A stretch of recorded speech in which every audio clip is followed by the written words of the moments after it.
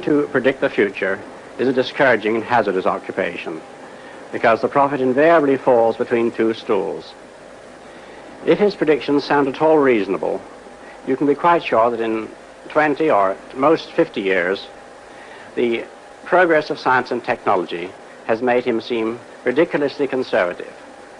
On the other hand, if by some miracle a prophet could describe the future exactly as it was going to take place, his predictions would sound so absurd, so far-fetched, that everybody would laugh him to scorn.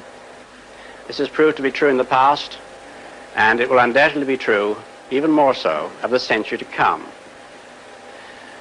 The only thing we can be sure of about the future is that it will be absolutely fantastic.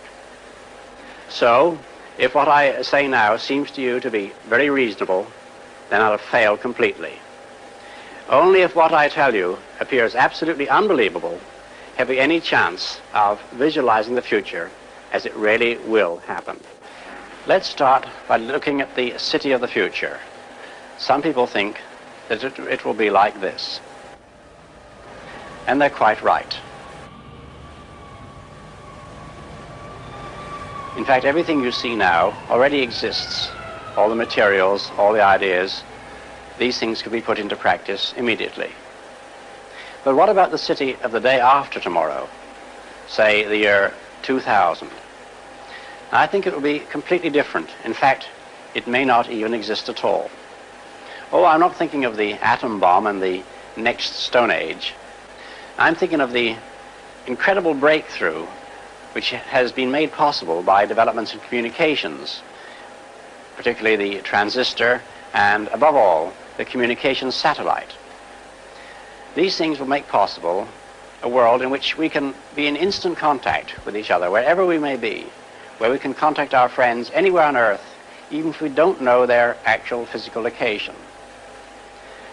It will be possible in that age, perhaps only 50 years from now, for a man to conduct his business from Tahiti or Bali just as well as he could from London. In fact, if it proves worthwhile, almost any executive skill, any administrative skill, even any physical skill, could be made independent of distance. I am perfectly serious when I suggest that one day we may have brain surgeons in Edinburgh operating on patients in New Zealand.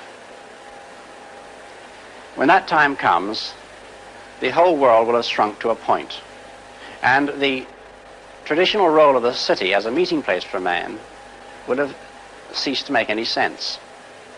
In fact, men will no longer commute, they will communicate. They won't have to travel for business anymore, they'll only travel for pleasure. I only hope that when that day comes, and when the city is abolished, the whole world isn't turned into one giant suburb.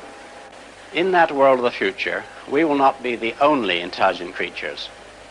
One of the coming techniques will be what we might call bioengineering, the development of intelligent and useful servants among the other animals on this planet, particularly the great apes and, in the oceans, the dolphins and whales. You know, it's a scandal of which we should be thoroughly ashamed that prehistoric man tamed all the domestic animals we have today. We haven't added one in the last 5,000 years. It's about time we did so, and with our present knowledge of animal psychology and genetics, we could certainly solve the servant problem with the help of the monkey kingdom. Of course, eventually our super chimpanzees would start forming trade unions, and we'd be right back where we started. However, the most intelligent inhabitants of that future world won't be men or monkeys. They'll be machines, the remote descendants of today's computers. Now, the present-day electronic brains are complete morons, but this will not be true in another generation. They will start to think, and eventually they will completely outthink their makers. Is this depressing? I don't see why it should be. We superseded the Cro-Magnon and Neanderthal men, and we presume we're an improvement. I think we should regard it as a privilege to be stepping stones to higher things. I suspect that organic or biological evolution has about come to its end, and we are now at the beginning of inorganic or mechanical evolution, which will be thousands of times swifter. But even if the future does belong to the robots, our bodies and our brains still have immense untapped potentialities. For example, to cope with the information explosion, we may develop a machine for recording information directly onto the brain, as today we can record a symphony on tape. So we may one day be able to become instant experts, learning Chinese overnight, for example. Or we may be able to recall completely memories of past events so that we seem to relive them. In fact, techniques are already known for doing this in a rather limited way at the present. Alternatively, we may prefer to totally erase past unpleasant memories. Finally, the new year is traditionally a time to wonder what the future will bring. The trouble is, of course, predicting the future is not that easy. And to prove the point, the Smithsonian Institution has set up a display at a Chicago museum. As ABC's Chris Bury reports, it's a good thing 1985 will not be everything some visionaries thought it would be.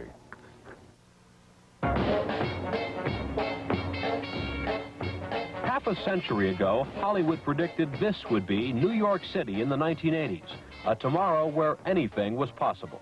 What do you want, a boy or a girl? A boy.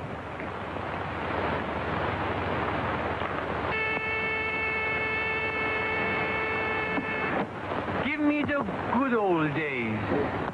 Back in the good old days, experts predicted nearly everyone would be flying by now. You could pilot a personal gyrocopter, or fly in machines with one enormous wing, or even dozens of wings. And why not pull into Chuck's Flying Diner, if you could afford the Frank of the future? In 1949, Moulton Taylor's Aero car was one vision actually getting off the ground. But his dream turned out to be the government's nightmare of overcrowded skies. When we went to Washington and said we're going to build 2,500 of these things, the people in Washington said, "Ah! No way." The Ford in your future was the Nucleon. In 1958, the company revealed this model of a nuclear-powered dream car with an atomic reactor only 6 feet from the back seat. We figured all we got to do is get an atomic bomb, take it apart, and we all know what a nuclear engine feels like, or should be. Come here. Electro the Moto Man was a 1939 dream machine designed to help future dads around the house. Who? Me? Yes, you. Penelope Shue, the scarecrow of the future, would guard the garden. That's the most remarkable thing I've ever seen. Even more remarkable was Mom's mechanized miracle kitchen. Now, believe it or not, the floor is automatically cleaned too. What you see coming out of the wall is a self-propelled floor cleaner. And thanks to synthetic waterproof furniture, say goodbye to dusting. Just take a garden hose and put a drain in your living room floor. Perhaps we should be grateful that there are some ideas whose time never came. For we have seen the future, and sometimes it doesn't work. Chris Bury, ABC News, Chicago.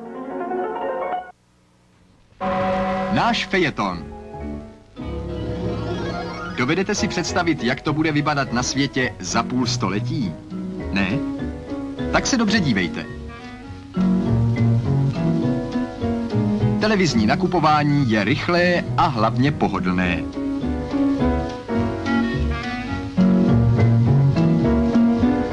V zasklené ledničce vydrží potraviny čerstvé nejméně půl roku. Stačí stisknout knoflík a přesně odvážené dávky k vaření jsou připraveny.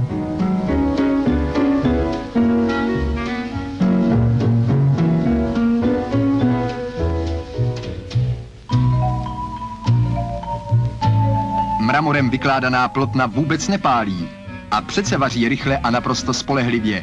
Indukčními proudy.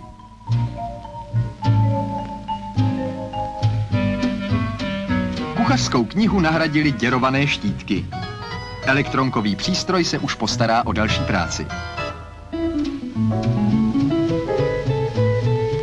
Kuřátko spolehlivě a zaručeně do zlatova upekou infračervené paprsky ve skleněné troubě. To všechno nám ukázala pařížská výstava budoucnosti. Jen jíst prý bude muset každý sám, i v 21. století.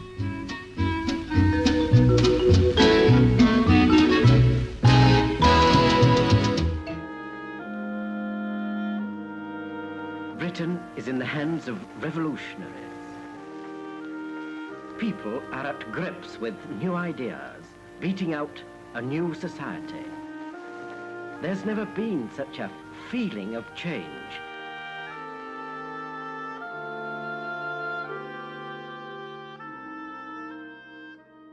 What sort of future do you think we're heading for?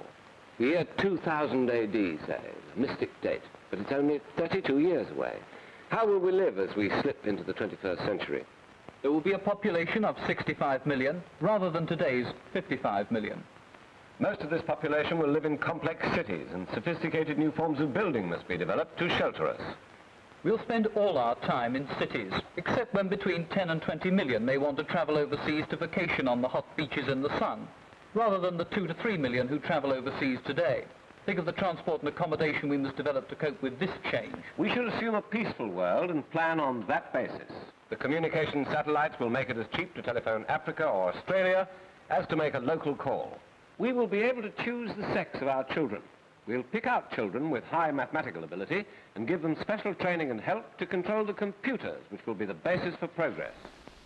So far, programming a computer has been a rather difficult operation. But a lot of work is being done on improving the communication between men and machines. The greatest progress in future uses of computers will probably come from discovering new ways of instructing them, from the development of new programs, or software as it is called. Well, the new decade has predictably begun with thousands of predictions. And I have in the studio with me science correspondent Peter Fairley. Peter, let's have some of your speculations on things technological for the next 10 years. Well, I think television is going to become even more entertaining in the 70s, and this is a mock-up of the TV console of the future. This would go by your armchair and give you built-in hi-fi stereo record player with the stereo speakers here, and here you could put film cassettes in to play on your television set, get your favorite old programs. And the television set itself, we can expect the screen to get bigger, but the set to get much slimmer. In fact, it's sometimes said now that it might be possible to make the television set so slim that it could be hung on the wall. Marvelous. Some of the most famous fashion designers in the US today have been asked to forecast what Eve will look like in AD 2000. One idea is a dress that can be adapted for morning, afternoon, or evening. It's the sleeves what does it. According to another artist, one dress of the future will consist of transparent net, the net probably to catch the males. Apparently in AD 2000 we shall be having a hair-raising time. Yet another designer goes so far as to believe that skirts will disappear entirely. Shoes will have cantilever heels, and an electric belt will adapt the body to climatic changes. The lightly clad woman of tomorrow, ooh, swish, will move in an atmosphere that's scientifically kept at the right temperature. The future bride in a wedding dress of glass. What the groom will wear, apart from a worried look, isn't mentioned. A dress of aluminium, with a sash to change it for afternoon or evening, and an electric headlight to help her to find an honest man. As for him, if he matters at all, there won't be any shaving, collars, ties, or pockets. He'll be fitted with a telephone, a radio, and containers for coins, keys, and candy for cuties. The Monsanto house of the future stands in Tomorrowland. Tough, durable materials, easily washable. Floors, walls, shelving, and furniture, plastic, in combination with plywood, fiberglass, and other materials. Even the fabrics on furniture are of man-made fibers. A dishwasher, of course, but this one unlike any other. Washing is by ultrasonic waves. And the dishwasher is also the storage place for dishes. Plastic dishes, of course. Yes, living here could be fun. Here's a vanity which even seems fantastic for a dream of the future. A laboratory at one end, melamine surface, and a telephone system which challenges the imagination. Push buttons instead of dial, and no handset to disturb my lady's dressing. Just talk and listen. With your favorite stereophonic recordings on built-in high-fidelity equipment. The bathroom for the youngsters is also futuristic. A laboratory that adjusts to height, no stretching or bending, with features that seem pure fantasy. Built-in electric razor and electric toothbrush. And here is something we'd all like to have. The same push-button phone we saw on the dressing table, but with the added attraction of a closed-circuit television receiver. The picture on the screen? Oh, that's of whoever is standing at your front door. You see him, but he doesn't see you. And you can give him any message you want over the two-way communication system. What's happening here? In an ordinary house, we'd be talking about the refrigerator and freezer. But in this house of the future, we call them cold zones. 3 of them, each lowered to handy position at the touch of a button. 1 zone for regular refrigeration, 1 for frozen, and 1 for irradiated foods. Storage shelves, too, are of plastic and are lowered electrically from the overhead cabinets. What are you building? It's our house. Can't you tell? Yes, but you haven't finished it. What did I forget? What's this room? That's the center where I go to school. And this? Where the computer lives, and where I go to sleep, and where you and Daddy sleep. And where we go to swim. What did I... Well, you left out the room where you're supposed to scrub behind your ears. Oh, yeah. Does the computer know everything? I mean, like how many times to exercise and all. I haven't the faintest notion. That's just too much for your old mother to understand. Old? We're not so old. Well, I'll be 44 next year. That's not so old. Not anymore. What year is it now? I forgot. Here, I'll show you.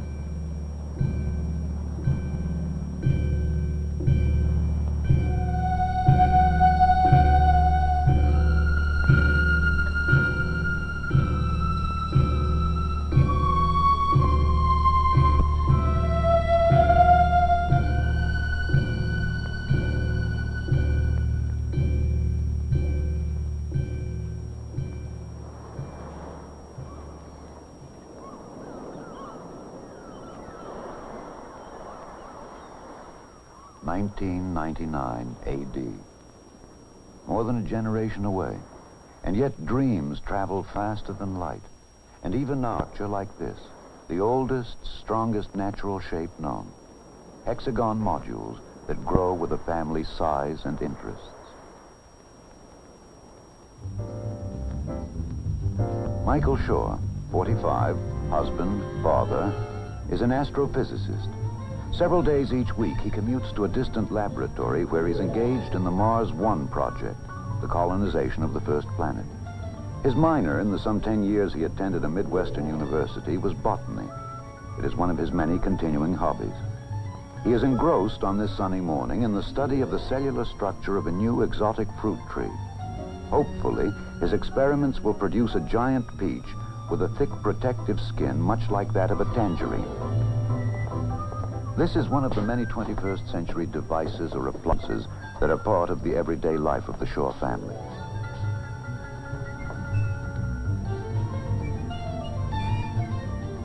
This workbench with its electronic screen enables Michael to call up photographic sections of the 2 parent fruit trees from which he began his experiments 3 years ago.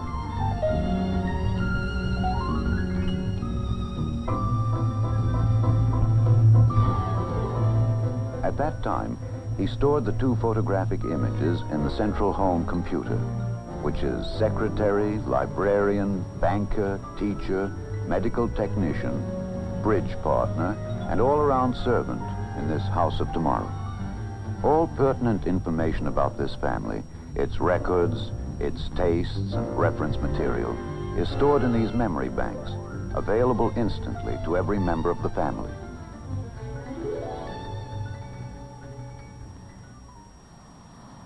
Master James Shaw, 8 years old, student, attends formal school 2 mornings a week.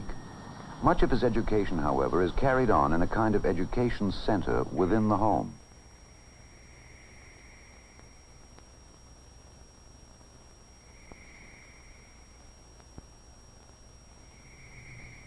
And so, An era that began 500 years earlier with Copernicus and Galileo ends as the first astronaut takes his first halting steps onto the shores of the moon and begins a... Are programmed into the home computer and fed into teaching machines, which allow him to progress as rapidly as his awakening mind can absorb the audio-visual lessons.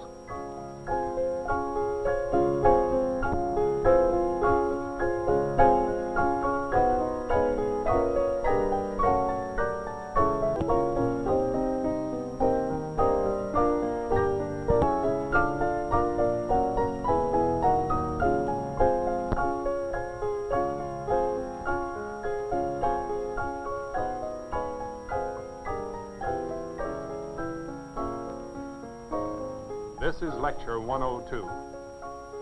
Galileo's life work, and indeed his personal character, can perhaps be examined by describing one of his early experiments. According to Aristotle, a body that falls possesses weight. Those that do not fall have no weight. Since air does not fall, it has no weight. Galileo decided to examine this conclusion in his own fashion.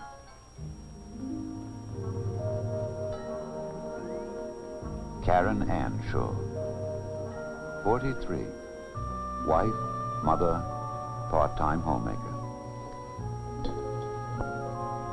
Hey, Mom, I'm hungry. Yeah, me too. How about lunch? How about 2 minutes? Okay, 2 minutes and counting. 120, 119. All right, but you better not show up with a dirty face.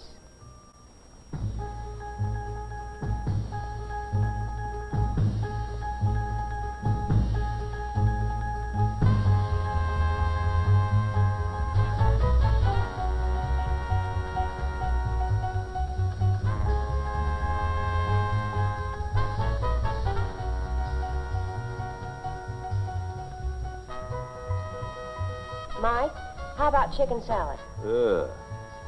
Cheese omelet? Cheeseburger, some French fries, and a nice cold bottle of beer. I'll see.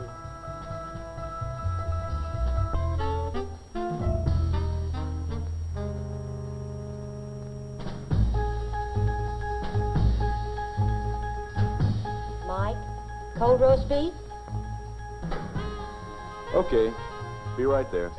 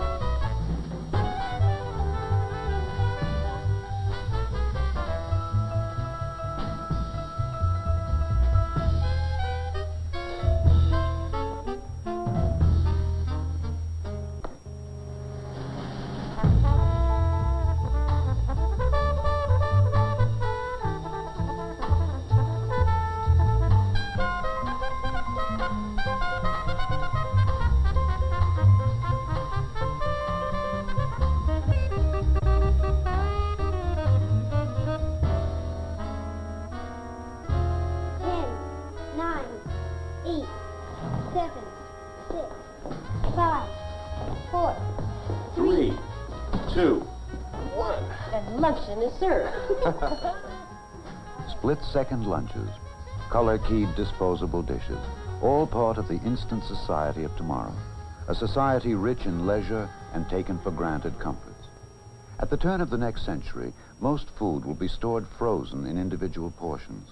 The computer will keep a running inventory on all foodstuffs and suggest daily menus based on the nutritional needs of the family. When the meal has been selected, the various portions are fed automatically into the microwave oven for a few seconds of thawing or warming. The house of 1999 will be virtually maintenance-free. A central atmospheric system will maintain constant year-around temperatures and control humidity, bacteria, pollen, and dust. Clothing of the non-disposable variety will be stored in cleaning closets, where a chemical vapor atmosphere and an ultrasonic vibrator will remove dirt particles.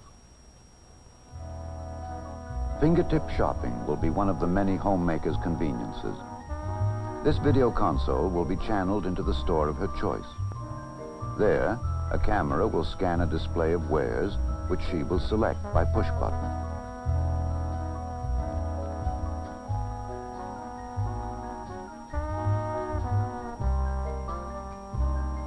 Another part of this console is a household monitor screen, which maintains a watch on critical areas in the house, swimming pool, or yard.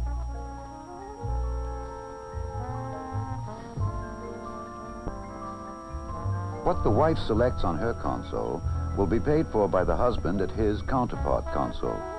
All bills and transactions will be carried out electronically. A central bank computer will debit the family's account the amount of purchases and credit the department store, for example, informing the family's home computer at the same time. Father, at the touch of a button, receives an instantaneous printed copy of his budget, the amount of taxes he owes, the payments left on the car, and so forth. All documents and household records are available on the video screen for immediate reference. Also at his disposal is an electronic correspondence machine, or home post office, which allows for instant written communication between individuals anywhere in the world. To maintain these and hundreds of complex electronic circuits, a monitor checks all circuits every few seconds, inserts a backup circuit if and when trouble develops, and alerts the communal service agency for replacement.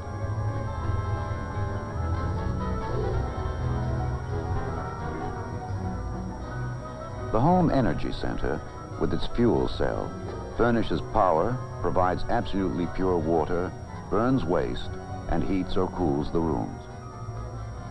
Too computerized? Too cold?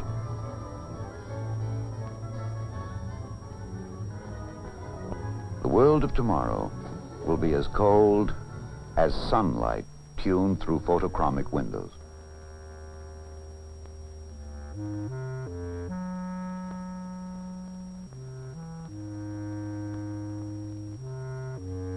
It will be as wide as the ocean, which will provide not only recreation for the adventurous, but an increasing variety of hydra-cultured exotic fresh foodstuffs. Yes, life will be richer, easier, healthier, as space-age dreams come true. As part of his everyday regime, Michael Shaw enters this home health center. He lies for perhaps 15 seconds on a kind of medical couch. His weight, temperature, pulse, respiration, blood pressure, and electrocardiogram are routinely recorded. At the same time, his body is scanned for any isolated temperature pockets that signal oncoming disease or a localized infection. At the end of the examination period, the computer calculates the amount of exercise necessary to balance Mike's food intake and maintain proper muscle tone.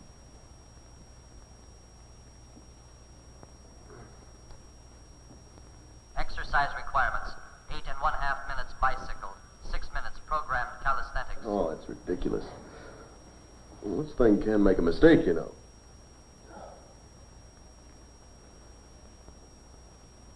Your weight increase over 30 days, 1.1 kilograms. Repeat exercise requirements: 8½ minutes bicycle, 6 minutes programmed calisthenics. Confirm, please. Confirm, please.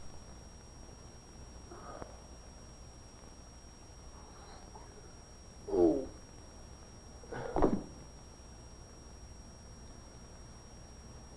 The computer now relays any important physical changes to a central community medical center, where Mike's personal physician will be alerted for further diagnosis. At conclusion of the exercise period, the pertinent data are again recorded for comparison with pre-exercise measurements. The results are again forwarded to the community medical center for further study if necessary. If the computerized life occasionally extracts its pound of flesh, it holds out some interesting reward. In a virtually dirt-free environment, Karen Shaw, several hours a week, gets her hands very dirty. She's a skilled potter. Her work decorates their home and the homes of many of their friends. During her career years, She was a teacher of fine arts. Now she's able to continue practicing her crafts because the household demands on her time have been greatly diminished.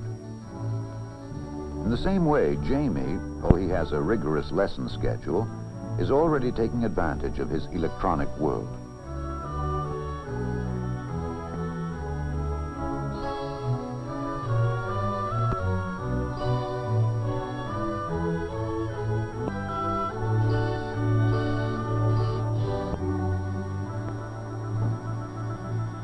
Who's your worthy opponent? Dad worked that trap that Bob Indy. He's a little loose with his fish are used in the World Games. Your dad will be home soon. Why don't you wait and play him live? Okay.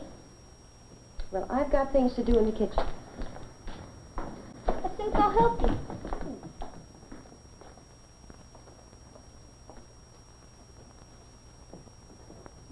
What you doing with the oranges? I'm fixing dinner. Wait. Mm-hmm. The old-fashioned way. What's your cook stuff? Well, we're having duckling a la orange, my love. That's pretty fancy. Are we having company? The Shaws are giving a party. It cost you 25,000 feet. How are things in Paris, Pete? Family settled down okay? Yeah, Marge loves it, and the kids are parley-booing like neighbors. How's the fishing in the Philippines? Oh, I've never had fishing like that anywhere in the world. I still say you can't beat the Amazon. I happened to catch a live performance of a great, sensational youth singer from Puerto Rico the other night. Would you like to see it? Love it, yeah. Hey, everybody. Recorded a great new singer down San Juan way the other night. Would you like to see him? Oh, sure. Share it with you. Hace mucho tiempo que no le veo, por favor.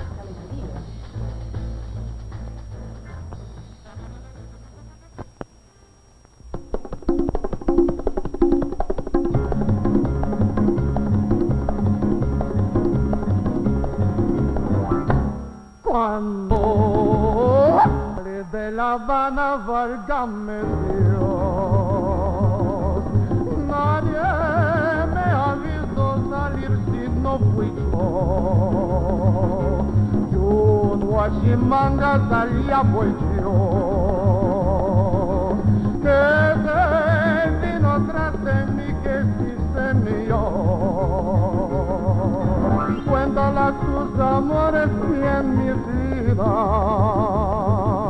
corónala de flores que es cosa mía, chinita que sí.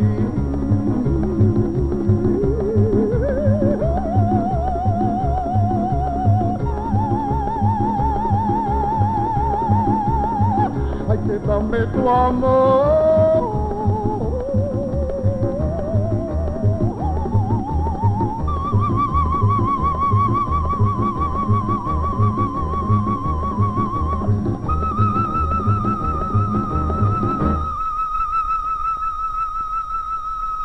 Ay, que vente conmigo, chinita, donde viva yo.